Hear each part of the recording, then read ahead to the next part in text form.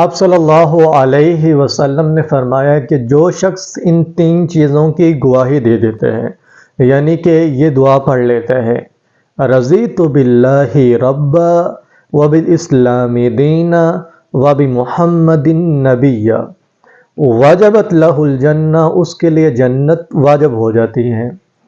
تو یہ دعا اتنی قیمتی دعا ہے کہ جو انسان کو جنت میں لے جائے گی، اور اگر اس کے اوپر غور کیا جائے تو یہی تین سوال قبر کے اندر ہونے ہیں۔ من ربک، تو وہ کہہ رہا ہے رضیت باللہ ربا، میں اپنے رب کے اوپر راضی ہو گیا، تو یہی سوال قبر میں من ربک۔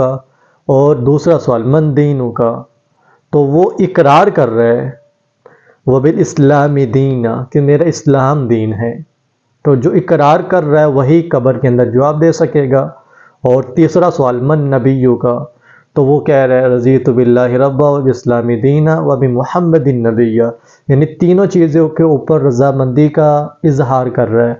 تو آپ اور میں، ہمارے لیے یہ لازمی بات ہے کہ ہم اس دعا کو اپنی زندگی کا حصہ بنائیں، صبح شام کی اذکار کے اندر اس دعا کا لازمی ورد کریں۔